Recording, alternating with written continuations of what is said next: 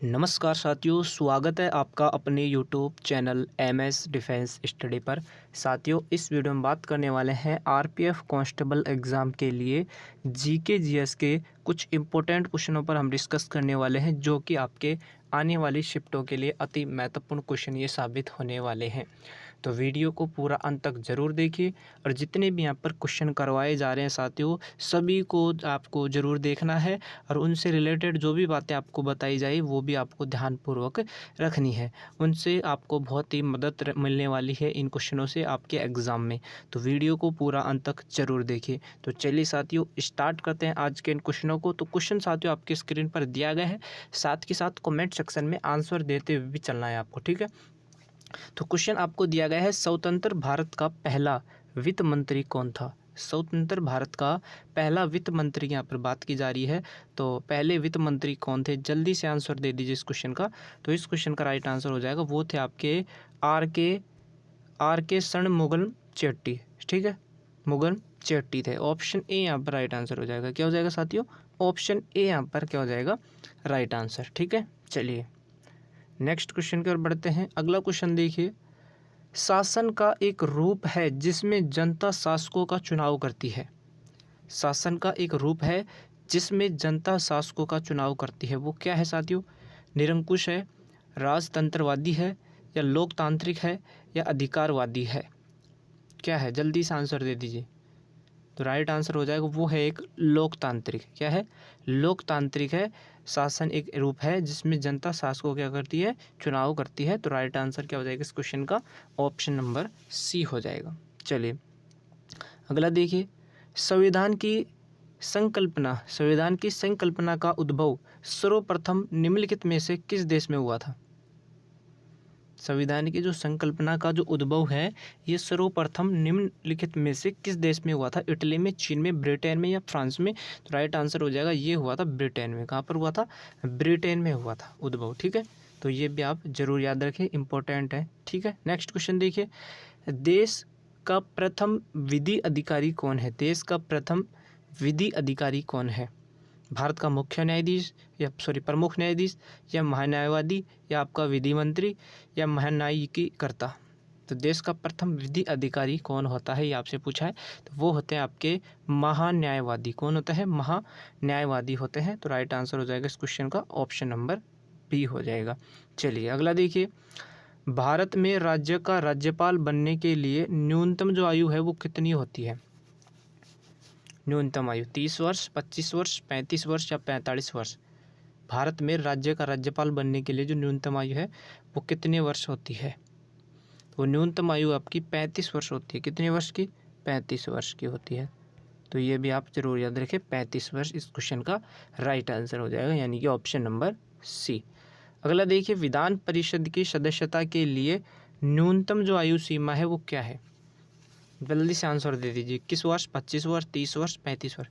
अब यहाँ पर विधान परिषद की सदस्यता के लिए आपसे न्यूनतम आयु पूछी है। तो ये जो न्यूनतम आयु है वो ये होती है 30 वर्ष। कितनी, 30 वर्ष की होती है, ठीक है। ऑप्शन सी हो जाएगा यहाँ पर। नेक्स्ट देखिए, राज्यपाल का कार्यकाल कितने वर्ष का होता है। राज्यपाल का जो कार्यकाल है ये आपसे पूछा है, कितने वर्ष का होता है। 4 वर्ष, 5 वर्ष, 6 वर्ष, या 3 वर्ष। राज्यपाल का कार्यकाल पूछा है। तो राज्यपाल का जो कार्यकाल है साथियों, ये आपके 5 वर्ष का होता है। कितने वर्ष का होता है, 5 वर्ष का होता है राज्यपाल का कार्यकाल, ठीक है। चलिए अगला देखिए, सर्वोच्च न्यायालय के न्यायाधीश की सेवानिवृत्ति की आयु कितनी होती है। जल्दी से आंसर दे दीजिए इस क्वेश्चन का। सर्वोच्च न्यायालय के न्यायाधीश की सेवानिवृत्ति की जो आयु है वो कितनी होती है। 62 वर्ष, 65 वर्ष, 68 वर्ष, या 70 वर्ष। तो राइट आंसर हो जाएगा, ये होती है 65 वर्ष। कितनी होती है, 65 वर्ष होती है। ऑप्शन बी हो जाएगा इस क्वेश्चन का राइट आंसर। क्या हो जाएगा, ऑप्शन नंबर बी। अगला देखिए, अविश्वास प्रस्ताव किस सदन में लाया जाता है। अविश्वास जो प्रस्ताव है ये किस सदन में लाया जाता है। राज्यसभा, लोकसभा, या किसी भी सदन में, या इनमें से कोई नहीं। अविश्वास प्रस्ताव आपसे पूछा है। तो अविश्वास जो प्रस्ताव है ये लोकसभा में लाया जाता है। किस में लाया जाता है, किस सदन में लाया जाता है। तो लोकसभा सदन में लाया जाता है। तो यहाँ पर जो इस क्वेश्चन का राइट आंसर होगा वो हो जाएगा ऑप्शन नंबर बी। चलिए अगला देखिए, एक उच्च न्यायालय से दूसरे में किसी न्यायाधीश के स्थानांतरण के लिए कौन प्राधिकृत है? जल्दी से आंसर दे दीजिए इस क्वेश्चन का। एक उच्च न्यायालय से दूसरे में किसी न्यायाधीश के स्थानांतरण के लिए कौन प्राधिकृत है? राष्ट्रपति या भारत के प्रमुख न्यायाधीश या सर्वोच्च न्यायालय के न्यायाधीशों का एक अधिशासी मंडल या विधि मंत्री? तो कौन होता है? तो राइट आंसर हो जाएगा वो होते हैं राष्ट्रपति। कौन होते हैं? राष्ट्रपति होते हैं। तो राइट आंसर क्या हो जाएगा? Option number A. अगला देखिए, उच्चतम न्यायालय और उच्च न्यायालयों के न्यायाधीशों को कौन हटा सकता है? उच्चतम न्यायालय और उच्च न्यायालयों के जो न्यायाधीश होते हैं उनको कौन हटा सकता है? राष्ट्रपति हटा सकते हैं, संसद या संघीय मंत्रिपरिषद या उच्चतम न्यायालय का मुख्य न्यायाधीश? तो कौन हटा सकता है? जल्दी से आंसर दे दीजिए इस क्वेश्चन का। तो राष्ट्रपति हटा सकते हैं। उच्चतम न्यायालय और उच्च न्यायालयों के न्यायाधीशों को कौन हटा सकता है? तो राष्ट्रपति हटा सकते हैं। ठीक है, चलिए अगला देखिए, भारतीय संविधान का अभिरक्षक कौन है? भारतीय संविधान का अभिरक्षक भारत का राष्ट्रपति, भारत का मुख्य न्यायाधीश, भारत का प्रधानमंत्री या राज्यसभा का अध्यक्ष? तो भारतीय संविधान का जो अभिरक्षक है वो होता है आपका कौन? भारत का मुख्य न्यायाधीश। कौन होता है? भारत का मुख्य न्यायाधीश होता है। तो इस क्वेश्चन का राइट आंसर हो जाएगा ऑप्शन नंबर बी। अगला देखिए और जल्दी से आंसर दे दीजिए इस क्वेश्चन का कमेंट सेक्शन में। क्वेश्चन आपसे पूछा है कि राज्य विधानसभा में धन विधेयक किसकी पूर्ण अनुमति से प्रस्तुत किया जा सकता है? तो किसकी अनुमति से प्रस्तुत किया जा सकता है? तो राइट आंसर हो जाएगा राज्य के राज्यपाल। राज्य के राज्यपाल की अनुमति से प्रस्तुत किया जा सकता है राज्य विधानसभा में धन विधेयक। तो यहाँ पर राइट आंसर क्या हो जाएगा? Option number A.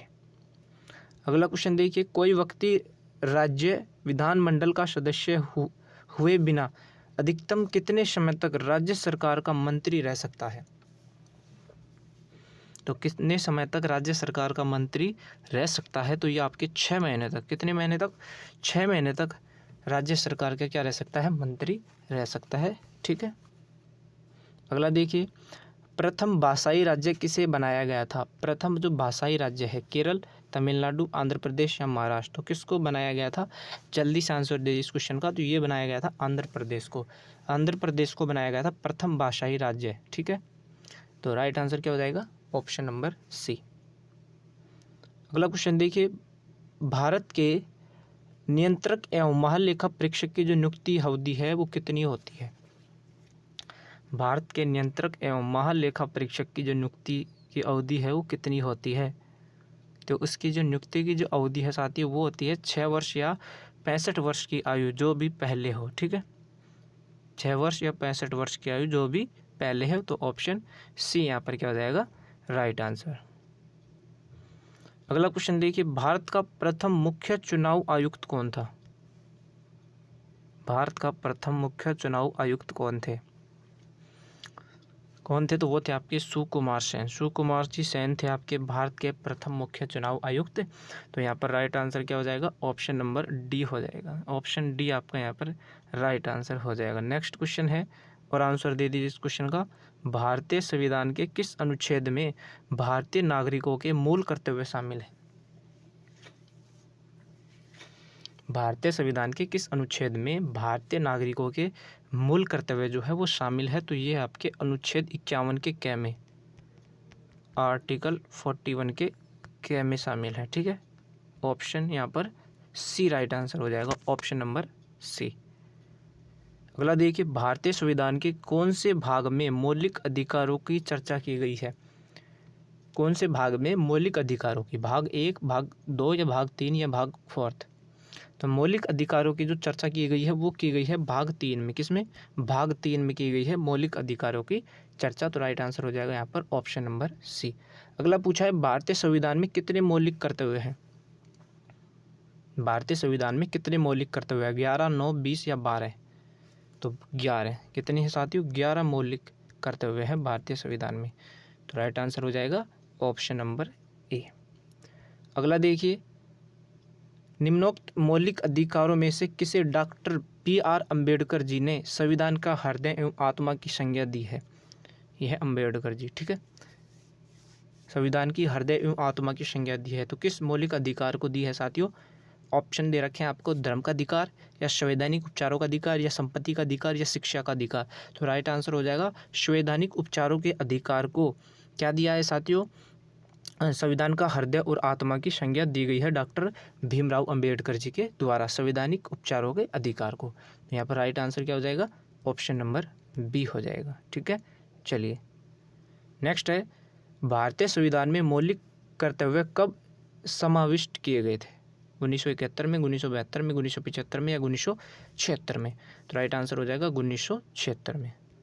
1976 इस क्वेश्चन का क्या हो जाएगा, राइट आंसर हो जाएगा। चलिए अगला क्वेश्चन है, पूछा है आपसे, निम्नलिखित में से किन तरीकों द्वारा भारत की नागरिकता गवाई जा सकती है? कितने तरीकों द्वारा जो है वो भारत की नागरिकता गवाई जा सकती है? तो साथियों तीन तरीकों द्वारा जो है ये भारत की जो नागरिकता है वो गवाई जा सकती है। ऑप्शन सी यहाँ पर क्या हो जाएगा, राइट आंसर हो जाएगा, 3 तरीकों द्वारा गवाई जा सकती है। अगला क्वेश्चन है, निम्नलिखित में से कौन से अनुच्छेद में समता के अधिकार का प्रावधान है? किस अनुच्छेद में समता के प्रावधान का अधिकार है? समता के अधिकार का प्रावधान है अनुच्छेद 14, अनुच्छेद 19, अनुच्छेद 20 या अनुच्छेद 18? तो राइट आंसर हो जाएगा अनुच्छेद 14 में है। किस में है, आर्टिकल 14 में है। तो ऑप्शन ए यहाँ पर क्या हो जाएगा, राइट आंसर हो जाएगा। अगला देखिए, भारतीय नागरिकों के मौलिक अधिकारों को निलंबित किया जा सकता है, किसके दौरान निलंबित किया जा सकता है? राष्ट्रीय आपातकाल के दौरान, वित्तीय आपातकाल के दौरान, कभी भी या किसी भी दशा में मौलिक अधिकारों को निलंबित। राइट आंसर हो जाएगा राष्ट्रीय आपातकाल के दौरान जो है ये भारतीय नागरिकों के मौलिक अधिकारों को क्या किया जा सकता है, निलंबित किया जा सकता है राष्ट्रीय आपातकाल के दौरान। तो ऑप्शन ए यहाँ पर क्या हो जाएगा, राइट आंसर हो जाएगा ऑप्शन नंबर ए। तो ये थे साथियों आज के कुछ इंपॉर्टेंट सवाल। तो वीडियो को ज़्यादा से ज़्यादा शेयर करें और जो भी साथी चैनल पर नया है साथियों चैनल को भी आप ज़रूर सब्सक्राइब करें। तो मिलते हैं साथियों नेक्स्ट वीडियो में, जब तक के लिए साथियों जय हिंद, धन्यवाद।